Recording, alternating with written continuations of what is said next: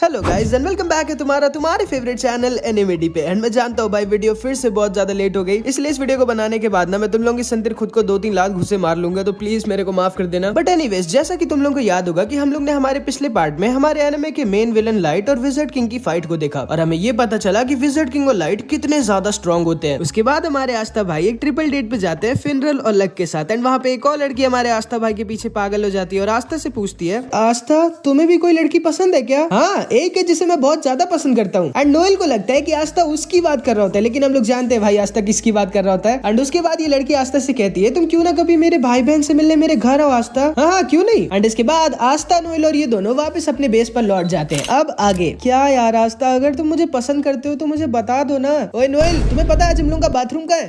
कब से खड़े हो तुम यहाँ पर और नंगे क्यों हो? ओ वो क्योंकि मैं ट्रेनिंग करने के बाद नहाने जा रहा था। भागो यहाँ से। अरे नहा तो लेने देती कम से कम।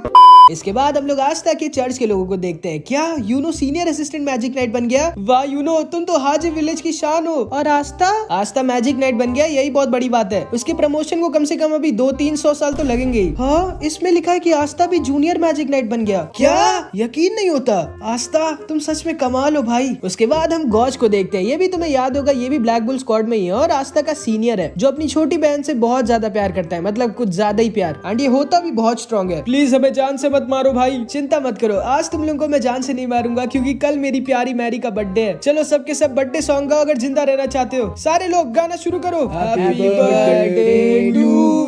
अगले दिन, ठीक है ध्यान से सुनो तुम सारे गधों, क्योंकि आज हम लोगों की सैलरी आई है, इसलिए आज तुम लोगों की छुट्टी है। ये मैं जा रहा हूँ कैपिटल पर अटैक करने। पागल हो क्या? यामी सर, आज मेरी बहन मैरी का बर्थडे है, मुझे 1 साल की छुट्टी मिलेगी क्या? नहीं बिल्कुल नहीं। पागल हो? मैं तो चला जुआ लड़ने। मैं जा रही हूँ चौथी बार डिनर करने। आओ सब लोग दारू पी के कल तक सो जाते हैं। तुम सब के सब पागल हो। मैं तो चला किसी लड़की को पटाने। ओए पहले जरा मेरे को बाथरूम तक छोड़ दो, इमरजेंसी है। क्या? उसके बाद हम आस्था और मैग्मा को देखते हैं, जिन्हें चुपचाप नोएल छुप के देख रही होती है। मैग्मा सेंपाई, मुझे कोयल टाउन तक अपनी क्रेजी साइक्लोन से छोड़ सकते हो क्या आप? क्यों, वहाँ क्यों जाना है तुम्हें? आस्था 1 मिनट, वहीं पे तो वो लड़की रहती है, कहीं आस्था उससे मिलने तो नहीं जा रहा? वो मैं आपको रास्ते में बताऊंगा। ठीक है आ जाओ आस्था, तुम्हें तो मैं पाताल लोक तक छोड़ा हूँ, कोयल टाउन तो पास में ही है। थैंक यू मैग्मा सेंपाई। उसके बाद आस्था और मैग्मा कोयल टाउन की तरफ निकल जाते हैं। नोएल बहुत गुस्सा होती है क्योंकि उसको लग रहा होता है आस्था रेबेका से मिलने जा रहा है। एंड नोएल को बिल्कुल सही लग रहा होता है क्योंकि आस्था कोयल टाउन रेबेका के भाई बहन से ही मिलने जा रहा होता है। एंड गॉज भी कोयल टाउन में ही होता है क्योंकि उसकी बहन मैरी भी यहीं पे एक चर्च में रहती है। आज मेरी प्यारी मैरी का बर्थडे है, मैं बस दोबारा से अपनी प्रिंसेस को देखना चाहता हूँ। बस थोड़ी देर और वेट करो मेरी आंखों, हमारी प्यारी मैरी हमें दिखने वाली है। कैसा पागल है भाई ये। एंड इस पागल को सारे के सारे दुकान वाले भी पागल बनाते हैं और अपना सारा का सारा सामान इसको मैरी के नाम पे बेच देते हैं। एंड ये हर बार सारे दुकानदारों का सारा सामान अपनी मैरी के लिए खरीद के ले भी आता है। मेरी मैरी, मैं बस आ गया, कहाँ हो तुम? लेकिन तब ये देखता है कि मैरी आस्था के साथ खेल रही होती है। साले आस्था, तुम्हारी हिम्मत कैसे हुई मेरी बहन को छूने की? अरे गॉड सेंपाई, आप यहाँ क्या कर रहे हो? मैंने तुम्हें कितनी बार मना किया था मेरी बहन से दूर रहना, तुम्हें समझ में नहीं आता क्या? अरे मुझे नहीं पता था कि आपकी बहन है।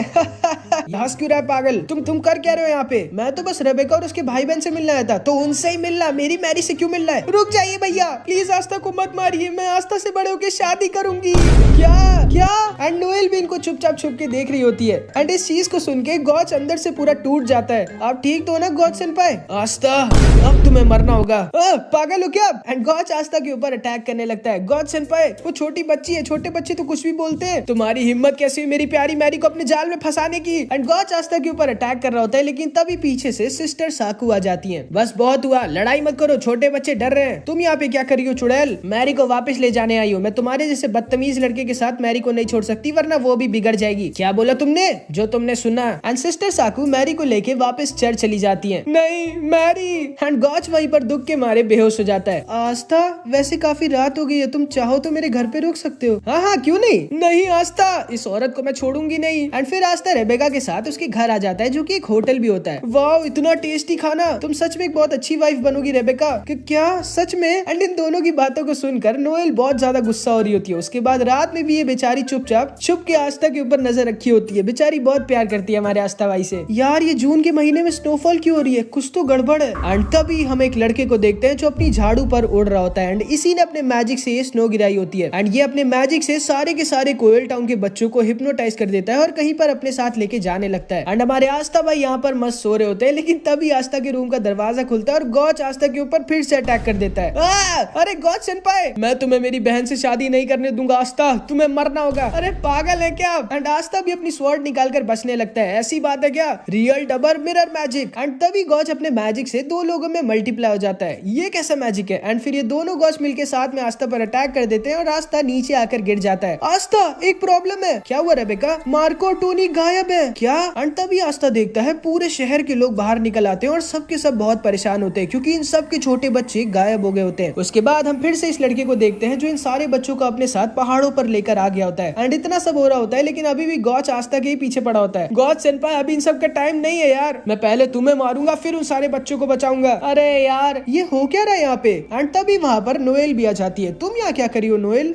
वो मैं बस ऐसे ही घूमने आई थी। आस्था, ये कौन है? ओ ये मेरी बहुत अच्छी फ्रेंड है नोएल। एंड ये दोनों समझ जाती है कि ये दोनों एक दूसरे की राइवल है। वैसे मैंने ढेर सारे बच्चों को उधर पहाड़ की तरफ जाते हुए देखा, क्या हो रहा है यहाँ पे? क्या ये जरूर से किसी की साजिश है? ये नॉर्मल स्नो नहीं है, ये मैजिकल स्नो है। सिस्टर साकू, मैरी कहाँ है? वो भी गायब है गॉच। क्या? अब मैं तुम्हें जान से मार डालूंगा बुढ़िया। एंड गॉच सिस्टर साकू को हवा में उठा लेता है और एक पंच मारने वाला होता है, लेकिन तभी आस्था इसके पंच को रोक देता है और गॉच को उल्टा एक हेडबट मार के गिरा देता है। आपको तमीज नहीं है क्या बूढ़े लोगों से पेश आने की? तुम्हें तमीज है क्या अपने सीनियर से पेश आने की? मैं तुम्हें मार डालूंगा आस्था, लेकिन पहले मुझे मेरी प्यारी मैरी को बचाना होगा। वही तो, मेरी मैरी के पास मेरा मैजिक मिरर है, मैं उसे ट्रैक कर उसको ढूंढ सकता हूँ और उससे हम लोग उन सारे बच्चों को भी ढूंढ सकते हैं। हाँ गजब का आइडिया है, चलिए फिर। एंड तभी रेबेका टोनी और मार्को की चिंता में रोने लगती है। चिंता मत करो रेबेका, मैं तुम्हारे भाई बहन को कुछ भी नहीं होने दूंगा। रुको, मैं भी चलती हूँ तुम लोगों के साथ। नहीं नहीं, आप रहने दीजिए। नहीं आस्था, इस बुढ़िया को हल्के में मत लो, ये सिर्फ देखने में बूढ़ी है। एंड फिर आस्था, गॉच और सिस्टर साकू निकल जाते हैं इन बच्चों को बचाने। एंड इधर हम इन सारे बच्चों को देखते हैं जिनको स्नो ने अपने मैजिक से हिप्नोटाइज करके रखा होता है। एंड ये स्नो भी एक पागल बच्चा होता है। आज से तुम सब मेरे दोस्त हो। लेकिन तभी गॉच के मैजिक की वजह से मैरी का हिप्नोसिस टूट जाता है। ये कहाँ पर हूँ मैं? तुम होश में कैसे आ गई? तुम मेरी दोस्त नहीं बनना चाहती? बिल्कुल नहीं, मैं तुम्हारे जैसे की दोस्त नहीं बनना चाहती। क्या बोला? एंड स्नो गुस्से में मैरी को मार देता है, लेकिन तभी वहाँ पर बारो आ जाता है। तुम्हें समझ में नहीं आता क्या छोटे बच्चे हमारे लिए कितने जरूरी है? माफ करना भैया। एंड तभी बारो अपने मैजिक क्लास से सारे के सारे बच्चों की मैजिकल पावर देखने लगता है। ये लड़की तो बहुत स्ट्रॉन्ग है। और एक मिनट, ये लड़का, इसमें तो बहुत ही ज्यादा कम मैजिकल पावर है, ये हमारे किसी काम का नहीं है, इसको क्यों लेके आए तुम? एंड बारो मार्को को अपनी केव से बाहर ठंडी स्नो में फेंक देता है, लेकिन तभी ऊपर से वहाँ पर ये तीनों भी आ जाते हैं। एंड आस्था ऊपर से मार्को को देख लेता है। गॉड सेनपाई, वो देखो नीचे एक बच्चा पड़ा है। मुझे फर्क नहीं पड़ता, मैं यहाँ सिर्फ मैरी को बचाने आया हूँ। अच्छा कम से कम मुझे तो नीचे उतार दो। हाँ क्यों नहीं आस्था। एंड गॉड आस्था को वही ऊपर से नीचे गिरा देता है, लेकिन ये थोड़ी बहुत हाइट से थोड़ी हमारे आस्था भाई को कुछ फर्क पड़ने वाला था। तुम सच में एक राक्षस हो गॉच। हाँ तो इस राक्षस से बच के रहो बुढ़िया। एंड सिस्टर साकू भी नीचे आ जाती है। इस लड़के के ऊपर हिप्नोटाइज मैजिक है, चिंता मत करिए। एंड तभी आस्था अपनी स्वॉर्ड से इसके ऊपर का मैजिक खत्म कर देता है। एक स्वॉर्ड जो मैजिक खत्म कर देती है, इतनी रेयर मैजिकल पावर। एंड तभी मार्को होश में आ जाता है और उसे बहुत दर्द हो रहा होता है और ठंड भी लग रही होती है, तो वो वहीं पर रोने लगता है। एंड तभी सिस्टर साकू अपने हीलिंग मैजिक से इसको हील करने लगती है। ठीक है मार्को, तुम यहीं पर है ना, हम दोनों उन सारे बच्चों को बचा के आते हैं। नहीं प्लीज मुझे छोड़कर मत जाओ आस्था, मुझे डर लगता है। चिंता मत करो मार्को, ये लो मेरी रोब, जब तक ये तुम्हारे पास है तब तक तुम्हें डर नहीं लगेगा। और तुम तो स्ट्रांग हो ना मार्को? हाँ, और हाँ भाई प्लीज इसका ख्याल रखना, ठीक है, ये मेरी जान है। ओके। एंड फिर इधर हम बारो को देखते हैं जो मशीन से इन छोटे बच्चों के अंदर का सारा मैजिक चूस रहा होता है। एंड अगली बारी मैरी की होती है और मैरी बहुत डरी हुई होती है और रो रही होती है, लेकिन तभी वहाँ पर गॉच आ जाता है। मैरी! एंड मैरी की आंखों में आंसू देख के पगला जाता है गॉच। ये क्या? रोको से स्नो। एंड स्नो अपने मैजिक से गॉच के ऊपर अटैक कर देता है, लेकिन गॉच बहुत ज्यादा स्ट्रांग होता है। तुम लोगों की हिम्मत कैसे हुई मेरी प्यारी मैरी को रुलाने की? बारो समझ जाता है कि ऐसे गॉच नहीं रुकने वाला, इसलिए वो अपना दिमाग लगाता है और मैरी को पकड़ लेता है। ध्यान से सुनो, अब अगर तुम जरा सा भी हिले तो तुम्हारी प्यारी मैरी को मैं प्यार से भगवान के पास भेज दूंगा। एंड इसकी वजह से गॉच वहीं पर रुक जाता है। अभी टाइम है स्नो, खत्म कर दो इसे। एंड इसके स्नो मॉन्स्टर्स गॉच को खत्म करने वाले होते हैं, लेकिन तभी वहाँ पर आस्था आ जाता है एंड अपनी स्वॉर्ड से मैरी को भी बचा लेता है और इन सारे मॉन्स्टर्स को एक बार में खत्म भी कर देता है। ये क्या? एंड मैरी बच जाती है और भागते हुए गॉच की तरफ आने लगती है। एंड मैरी की क्यूटनेस को देख के गॉच की नाक से खून निकल आता है। भाई ओ मेरी प्यारी प्रिंसेस, अपने भैया के पास आ जाओ। लेकिन मैरी इसके पास नहीं आती, बल्कि आस्था के पास जाकर उसे गले लगा लेती है। तुमने मुझे बचा लिया आस्था, तुम ठीक तो ना मैरी? अब मैं तेरा खस्ता बना दूंगा आस्था। नहीं, आप मेरे रहते मेरे आस्था को नहीं छू सकते। एंड तभी इधर सिस्टर आके इन सारे बच्चों को देखती है। अरे नहीं, इन बच्चों के अंदर से सारा मैजिक चूस लिया गया है, ये बेचारे शायद अब कभी भी मैजिक नहीं यूज कर पाएंगे। क्या? एंड इसको सुन के आस्था को खुद की याद आ जाती है कि उसे कितनी दिक्कत हुआ करती थी क्योंकि उसके पास मैजिक नहीं था। एंड अब वही सब इन सारे बेचारे बेचारे बच्चों को भी झेलना पड़ेगा। उस आदमी ने कहा था कि इससे हम लोग बहुत सारे पैसे कमा सकते हैं। क्या कैसे राक्षस हो तुम, तुम्हें पता है तुमने इन बेचारे बच्चों की पूरी जिंदगी बर्बाद कर दी। बारो अपने मैजिक ग्लास से देखता है तो उसे पता चलता है कि आस्था के पास तो बिल्कुल मैजिक है ही नहीं। तुम जैसा वीक मैजिकलेस लूजर मेरा क्या करेगा। स्नो तुम इस पागल को संभालो, मैं इस लूजर और इस बुढ़िया को ठिकाने लगाता हूँ। एंड ये गधा हमारे आस्था भाई को हल्के में ले रहा होता है एंड आस्था एक अटैक में इसकी आंखें खोल देता है एंड ये केव की दीवार पर जाकर टकरा जाता है और एकदम शॉक्ड रह जाता है। तुमने जो किया है उसकी सजा मैं तुम्हें जरूर दूंगा। एंड तभी इधर हम नोएल को देखते हैं जो हेडक्वार्टर्स पर फोन लगाकर इन सारी चीजों के बारे में बता देती है एंड फिर सेक के ब्लैक बुल्स के पास जाता है आस्था के लिए बैकअप भेजने। लेकिन ये बेचारा गॉर्डन और ग्रे को ही देख कर डर जाता है और छुप रहा होता है। लेकिन तभी वहाँ पर यामी आ जाता है। अच्छा हुआ आप दिख गए। ओए कौन हो तुम, तुम्हारी हिम्मत कैसी हुई मेरी नींद तोड़ने की। अरे असल में एक मिशन है। भाड़ में गया तुम्हारा मिशन।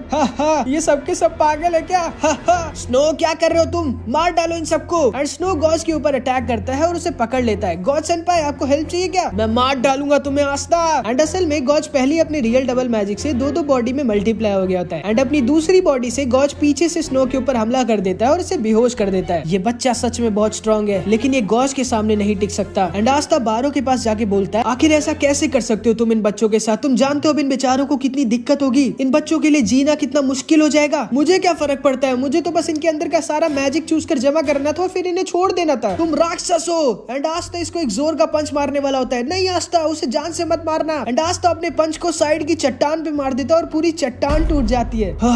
ये बच्चा इतना स्ट्रॉन्ग कैसे है। चिंता मत करो आस्था, इसको इसके किए की सजा जरूर मिलेगी। एंड तभी सिस्टर साकू बारू को अपने फ्लेम प्रिजन मैजिक से पकड़ लेती है। उसके बाद आस्था इन सारे बच्चों के ऊपर से हिप्नोसिस का मैजिक खत्म कर देता है और सिस्टर साकू इन सबको हील करने लगती है। लेकिन तभी बारू चुपके से अपने secret mud doll magic use करता है और अपने बॉस को एक सिग्नल भेज देता है। आस्था तुम हाजी विलेज से हो ना। हाँ आपको कैसे पता, क्योंकि थोड़े सालों पहले तुम्हारे चर्च की सिस्टर लिली हमारे साथ यहाँ पर रहने आई थी। क्या सच में, उन्होंने कुछ कहा था मेरे बारे में। हाँ कि तुम बहुत ज्यादा बदमाश हो। लेकिन उन्होंने एक और चीज मुझसे कही थी। क्या, एक लड़का जिसके पास बिल्कुल भी मैजिक नहीं है। हाँ लेकिन उसका सपना है विज़र्ड किंग बनना। ये तो इम्पॉसिबल है, बिना मैजिक के तो वो मैजिक नाइट तक नहीं बन सकता। विज़र्ड किंग तो बहुत दूर की बात है। हाँ मैं जानती हूँ, लेकिन वो फिर भी कभी भी गिव अप नहीं करता और हर दिन बहुत ज्यादा ट्रेनिंग करता है। और पता नहीं क्यों लेकिन मुझे यकीन है कि आस्था एक दिन विज़र्ड किंग जरूर बनेगा। जिसको सुन के आस्था बहुत खुश हो जाता है और थोड़ा सा इमोशनल भी हो जाता है कि सिस्टर लिली को भरोसा है कि वो एक दिन विज़र्ड किंग बनेगा। लेकिन तभी आस्था देखता है गॉज स्नो को बहुत गंदा मार रहा होता है। तुम्हारी हिम्मत कैसे हुई मेरी मैरी के ऊपर हाथ उठाने की। बस करो गॉज, वो एक बच्चा है। हाँ उसे माफ कर दीजिए भैया। नहीं, पहले मैं खुद इसे जान से मारूंगा, उसके बाद मैं उसे जान से मारूंगा।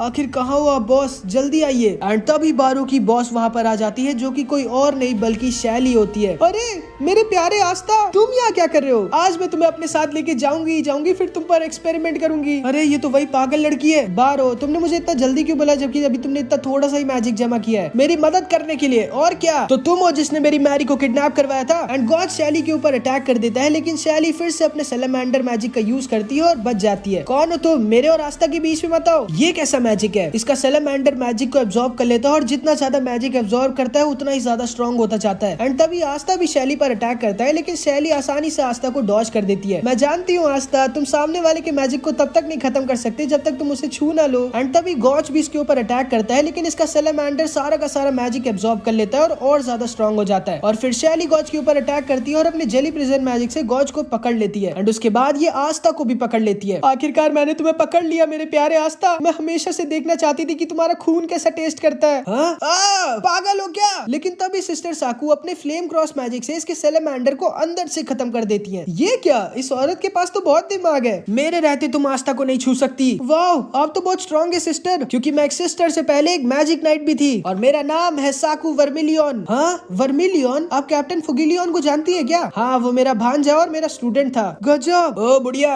मुझे भी आजाद करो। हाँ क्यों नहीं गॉज। हाँ ये तो 3 वर्सेस 1 हो गया। सुनिए बॉस, मैं आपकी मदद कर सकता हूँ, मुझे बस एक बार आप आजाद कर दीजिए। सच्ची में। हाँ जैसे ही मुझे आजाद करेगी मैं यहाँ से भाग जाऊंगा। ठीक है। एंड तभी ये बारू के ऊपर अपना डार्क मैजिक इंजेक्शन लगा देती है जिससे बारू के अंदर का मैजिक ओवरलोड हो जाता है और इतना ज्यादा हो जाता है कि बारू का पूरा फॉर्म चेंज हो जाता है। उसके पूरे शरीर में से हर तरफ से बस मड मैजिक निकलने लगता है एंड बारू पूरा पागल हो जाता है और एक मॉन्स्टर बन जाता है। एंड इस मॉन्स्टर को देख के सारे बच्चे बहुत डर जाते हैं। एंड गॉज वहाँ से चुपचाप मैरी को लेके निकल लेता है। अरे गॉज सेनपाई। एंड तब ये मॉन्स्टर इन दोनों के ऊपर अटैक कर देता है। हमें जल्दी से कुछ करना होगा। आस्था इसको खत्म करने की कोशिश करता है लेकिन बारू के अंदर से से इतना ज्यादा मैजिक बह रहा होता है कि वो बार बार अपने आप रीजनरेट कर ले रहा होता है। एंड तभी सिस्टर साकू अपने मैजिक लेपर्ड से एक एक करके इन सारे बच्चों को उस केव से निकालने लगती है और आस्था अकेले शैली और इस मॉन्स्टर से लड़ रहा होता है। एंड तभी ये मॉन्स्टर स्नो को भी खत्म करने वाला होता है, लेकिन तभी आस्था इसको बचा लेता है। ये क्या, तुमने मुझे क्यों बचाया जबकि मैंने इतनी बड़ी गलती की थी आस्था? कोई बात नहीं बच्चे, गलती करना बुरी बात नहीं होती, गलती करते रहना बुरी बात होती है और तुम्हारे पास अभी भी मौका है अपनी गलतियों को सुधारने का। एंड तभी चुपके से शैली आस्था के ऊपर पीछे से अटैक कर देती है, लेकिन सिस्टर साकू आस्था को फिर से बचा लेती है। इस बूढ़ी औरत का मुझे कुछ करना पड़ेगा। भैया ये आपने क्या किया? आपको वापस जाना होगा, उन लोगों को आपकी जरूरत है। बिल्कुल भी नहीं मैरी, मुझे फर्क नहीं पड़ता कि वो लोग जिंदा रहे या मरे, मैं बस तुम्हें कुछ नहीं होने दूंगा। मैं तुम्हें सीधा रॉयल कैपिटल लेके जा रहा हूँ और वहाँ पे तुम सेफ और खुश रहोगी। लेकिन तभी मैरी इसको एक जोर का घूसा मार देती है। आपको समझ में नहीं आता क्या भैया? अगर सिस्टर साकू और मेरे सारे दोस्त मारे जाएंगे तो मैं जिंदा बच के भी कभी खुश नहीं रहूंगी, और अगर आज आप वापस नहीं गए तो मैं आपसे कभी भी बात नहीं करूंगी और आस्था से ही शादी करूंगी। एंड तभी गॉज को अपने सामने मार्को और वो सारे बच्चे देखते हैं जिन्हें सिस्टर साकू ने बचा लिया होता है। मार्को तुम ठीक हो? हाँ गॉज भैया आप चिंता मत करिए, आप आस्था की हेल्प करनी चाहिए, मैं मैरी का ख्याल रखूंगा। ओए दूर हट मेरी बहन से, और याद रखना अगर इसको एक भी खरोच आई तो मैं तुम्हें तुम्हारे पूरे परिवार को मार डालूंगा।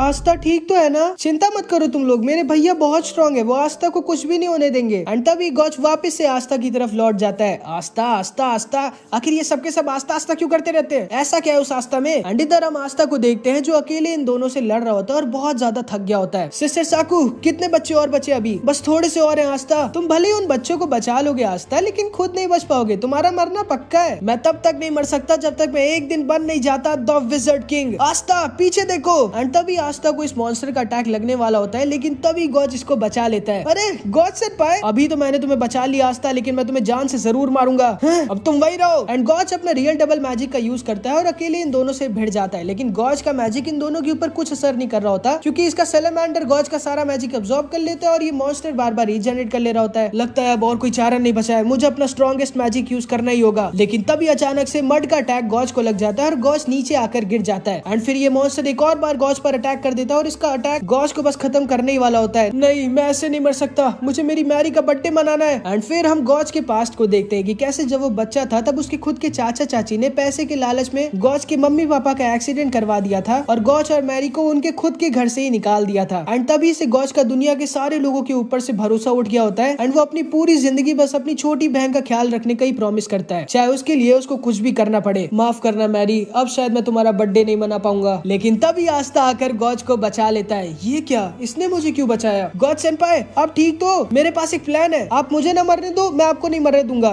ये कैसा प्लान है? ये लड़का सच में पागल है, बिल्कुल हमारे कैप्टन यामी की तरह। ठीक है आस्था, चलो फिर एक बार मैरी के लिए मिलके साथ में एक टीम की तरह लड़ी लेते हैं। ये हुई ना बात? और वो तुम्हारी ग्रिम वॉर्ड जल क्यों रही है? एंड तभी आस्था देखता है कि उसकी ग्रिम वॉर्ड से उसकी दूसरी स्वॉर्ड बाहर निकल आती है, जो बिल्कुल उस दिन की तरह जल रही होती है जब आस्था ने डायमंड किंगडम के प्रिंस को हराया था। एंड तभी आस्था अपनी दूसरी स्वॉर्ड से उसी दिन की तरह इस मॉन्स्टर के ऊपर एक anti magic wave attack use कर देता है, जो एक बार में इस मॉन्स्टर का पूरा हाथ काट देता है। वाह, एंटी मैजिक वेव, ये कैसे किया तुमने आस्था? एंड तभी गॉड समझ जाता है कि यही वो अटैक है जो इस मॉन्स्टर और इस लड़की दोनों को हरा सकता है। आस्था तैयार हो जाओ। एंड तभी गॉड अपना स्ट्रॉन्गेस्ट अटैक यूज करता है, जिसे वो कई हफ्तों में सिर्फ एक बार यूज कर सकता है, और इस अटैक से इसकी सारी की सारी मैजिकल पावर खत्म हो जाएगी। ये मॉन्स्टर दोबारा से आस्था के ऊपर अटैक करने वाला होता है। जाओ Aastha, mirror magic, deadly clone mirror. And अपने मैजिक से गॉड आस्था के ढेर सारे डबल्स बना देता है एंड ये सारे के सारे एक साथ मिलके एंटी मैजिक वेव की बौछार कर देते हैं भाई इन दोनों के ऊपर। एंड शैली और इस मॉन्स्टर दोनों की बैंड बजा देते हैं। ये हुई ना बात। सिस्टर साकू को यकीन नहीं होता कि गॉच और आस्था साथ में कितने स्ट्रॉन्ग हो गए। एंड इस तरह से शैली और ये मॉन्स्टर हार जाते हैं। फिर हम स्नो को देखते हैं जो उसके भैया के खत्म हो जाने की वजह से थोड़ा सा दुखी होता है और रो रहा होता है। लेकिन तभी आस्था उसके पास जाता है। मुझे माफ करना आस्था, तुमने सही कहा, मैं अपनी गलतियों को सुधारूंगा। बिल्कुल बच्चे, और जब तुम एक अच्छे इंसान बन जाओगे तो तुम्हारे बहुत सारे दोस्त भी बन जाएंगे। सच्ची में? हाँ, तुम भी मेरे दोस्त बनोगे आस्था? हाँ जरूर। जिसपे स्नो बहुत खुश हो जाता है। लेकिन तभी स्नो अचानक से आस्था के बगल में गिर जाता है एंड उसकी पीठ में एक अजीब सी चीज घुसी हुई होती है। ये क्या? एंड ये सारे के सारे लोग एकदम शॉक्ड रह जाते हैं। एंड तभी आस्था के पीछे एक बहुत जोर की लाइट जलने लगती है। गॉच ऊपर खड़े आदमी की मैजिकल पावर को देखकर एकदम डर जाता है और अगले ही पल में ये भी ढेर हो जाता है। सब कुछ इतना ज्यादा फास्ट हो रहा होता है कि आस्था को कुछ समझ में नहीं आ रहा होता। एंड तभी आस्था को भी अटैक लगने वाला होता है, लेकिन तभी सिस्टर साकू आस्था को बचा लेती है, लेकिन खुद बहुत ज्यादा इंजर्ड हो जाती है। तब जाके आस्था को समझ में आता है तो